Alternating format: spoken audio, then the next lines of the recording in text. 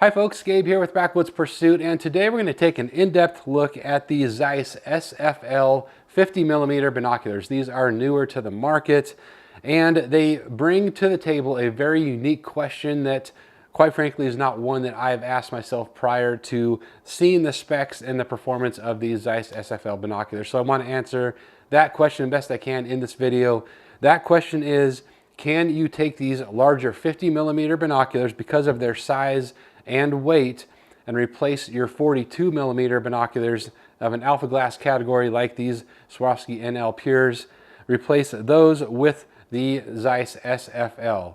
It's a unique question given the price point of the Zeiss SFL and their performance. We've done a bunch of testing to see how these compare in a number of different situations. I'm going to bring you that information, put a link to these down in the description, as well as a link to our website, backwoodspursuit.com. Let's dive into this review.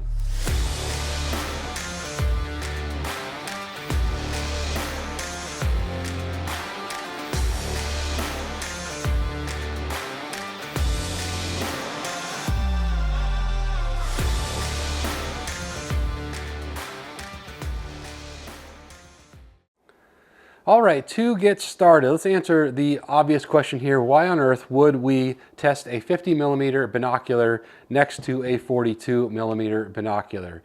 Obviously, 50mm binocular is going to have a larger exit pupil, going to be better at light gathering, but the reason for the question here is they are roughly the same size as an NL Pure binocular and roughly the same weight. They're within 1 ounce of each other. They're less than an ounce heavier than the Swarovski NL Pure 42mm binocular. So the 50s of the SFL are less than an ounce heavier than the 42mm NL Pure. That's one reason for the question. The other is the price point of the SFL is roughly 33–34% lower than the NL Pure. And after comparing these, the optical performance is flat out phenomenal of the SFL. That's why we wanted to address this question.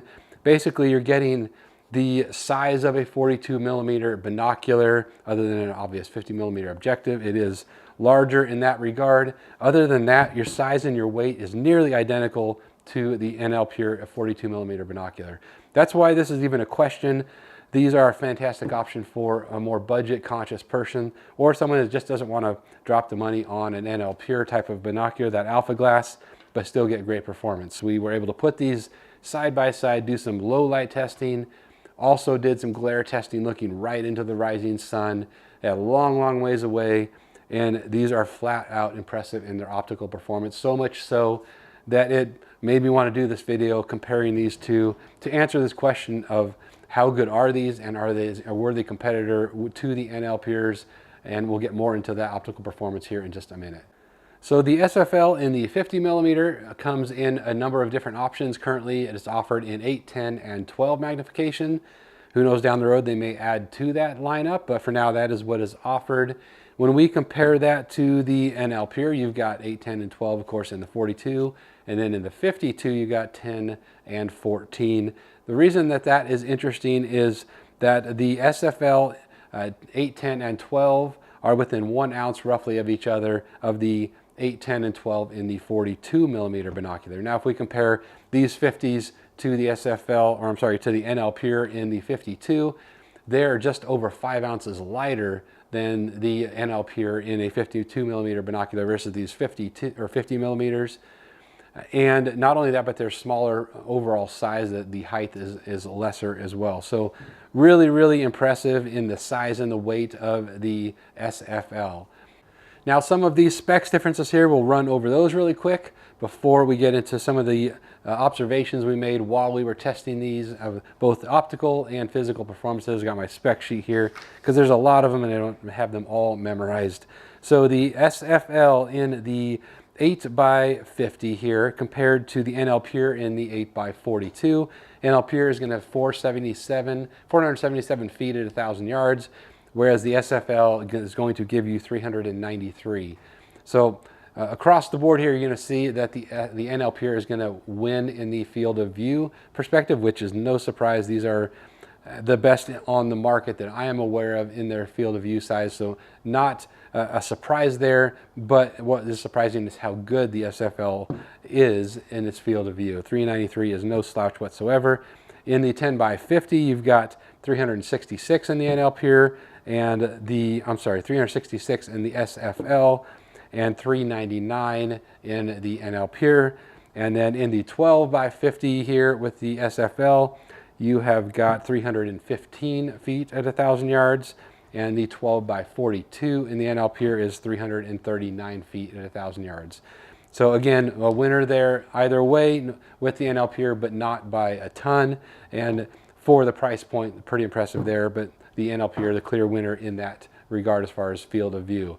Price point here, you've got 1,800 currently and 2,000 depending on what configuration you pick. 1,800 for the 8s and the 10s, and 2,000 for the 12 by 50s, whereas the NL Pure in the 42 here runs roughly $3,000 depending on where you get them, and up to $3,050 for the 12s. Now if we compare the 50mm SFL to the 52mm NL Pure, it's almost 43% less expensive for the SFL. That's not really what this comparison is about because of the parameters we already set with the size and the weight, but it's interesting to note you still have that 1,800 to 2,000 price point here for the 50, but if the 52mm here in the NL Pure, you've got a price point of roughly 3,500, just under 3,500, depending on what configuration you go and select.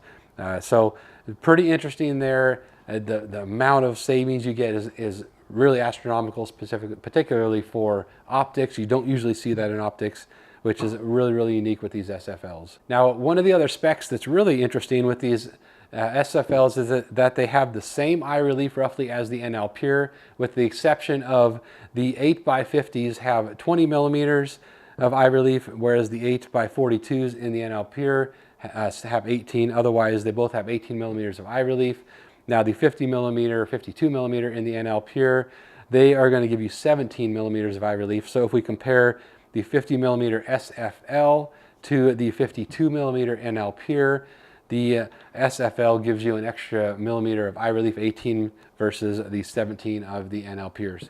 Okay, now enough of those details. Let's talk about what really matters in binoculars, and particularly if we are talking about high-performing binoculars, alpha glass binoculars. That's really what we were looking for in those. That's really what matters the most.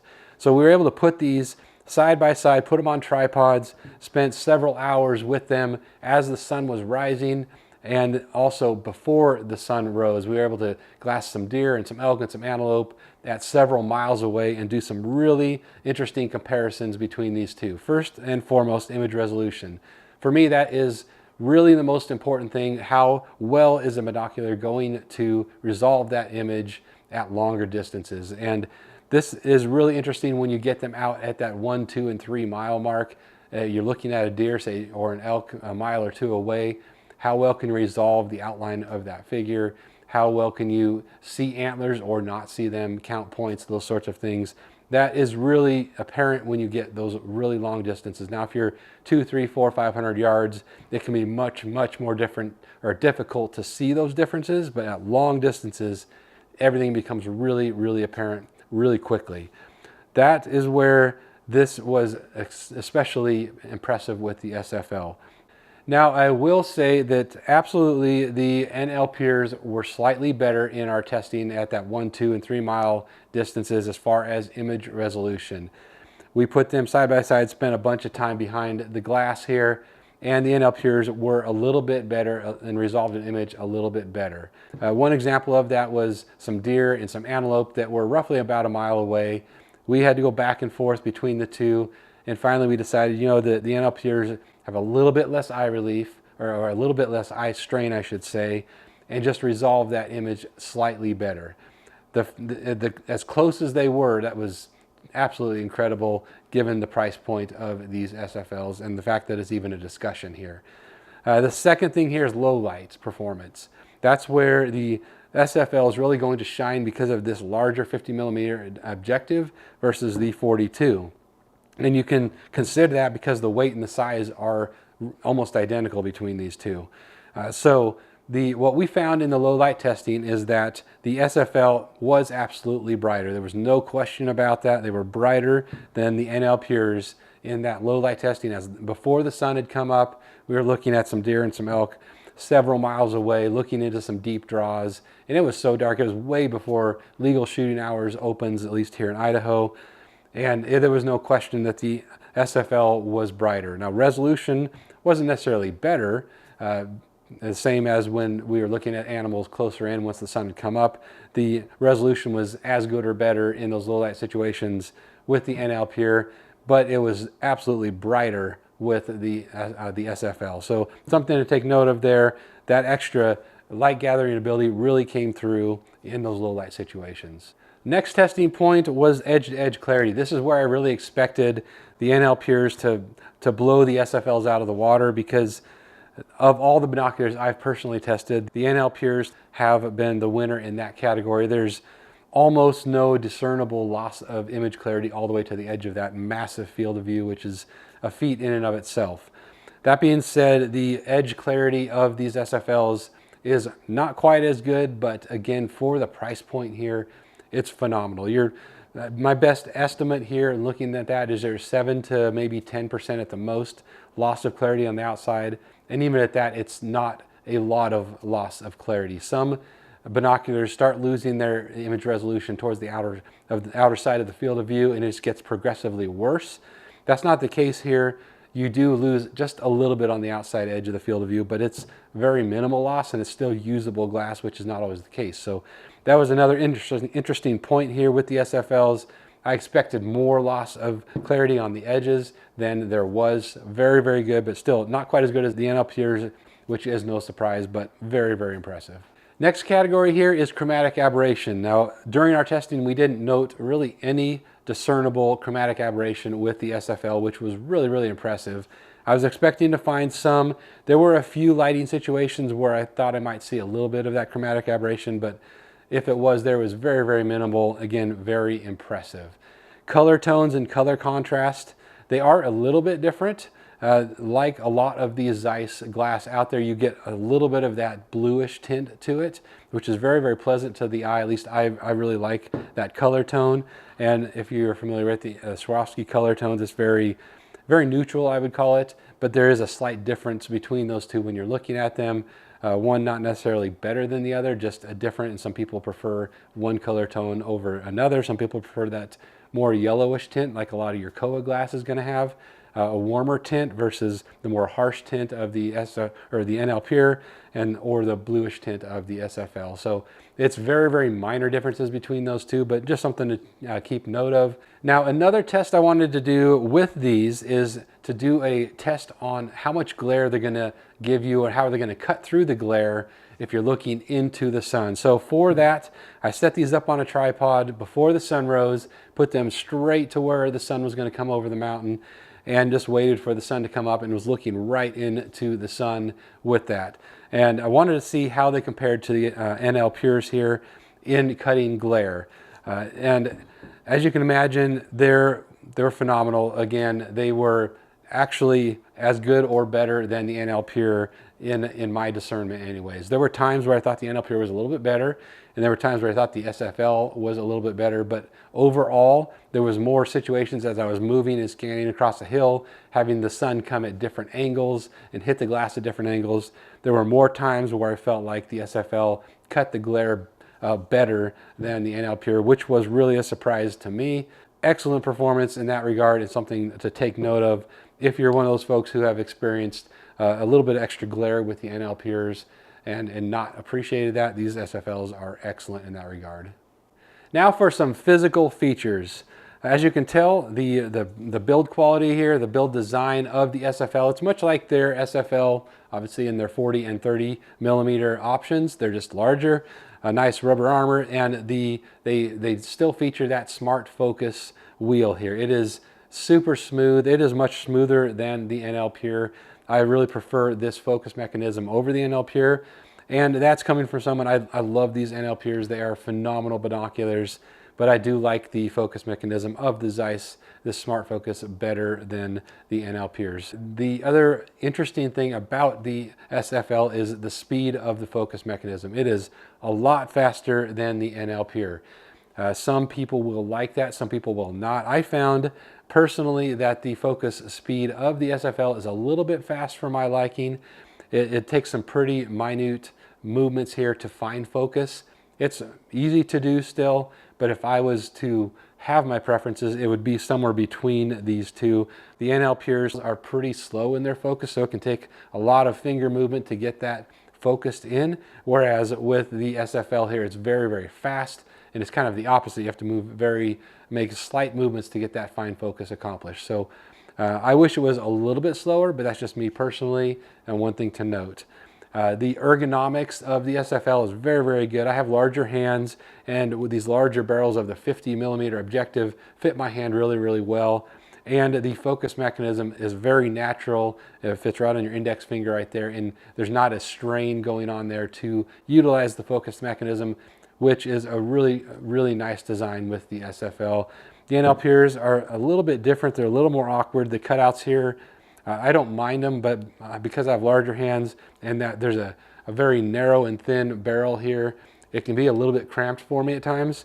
So the overall ergonomics and the fit I prefer of the SFL over that NL Pure. One other really small observation I wanted to cover is the perceived eye relief. Now I noticed in putting these side by side that the NL Pures felt like they offered a little more eye relief. Now statistically, they both have 18mm of eye relief, but for whatever reason, the NL Pures felt like they offered a little bit more. I don't wear eyeglasses, but if you do, you may notice that, or you may not. But it's just something I wanted to note because it was an observation that I made, even though statistically they are the same. So would I recommend these SFLs? Absolutely. They are absolutely phenomenal. In this price category, I don't know that there's anything better that I have personally tested.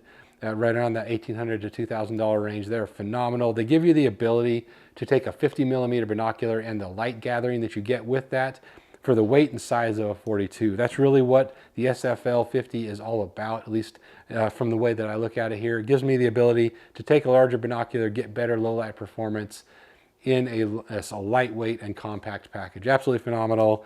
The price point is phenomenal. If you're someone who doesn't want to spend money on alpha glass and make that big of a purchase, but are going to be more than happy with the performance that you get with these SFLs, absolutely, they are phenomenal. They are so close in their performance that putting these side by side on a tripod, spending hours behind the glass, it was very difficult to tell some of the differences here. We looked through a lot of glass here in the binocular testing that we do, and even for us, it was a lot closer than we thought, and so it was very, very impressive. So absolutely, I recommend these SFLs. They are phenomenal. I'll put a link to these down in the description if you want to check them out for yourself. Please drop any questions down in the question and comment section. Love to help you out if we can. Thanks for watching here today, and we will see you next time.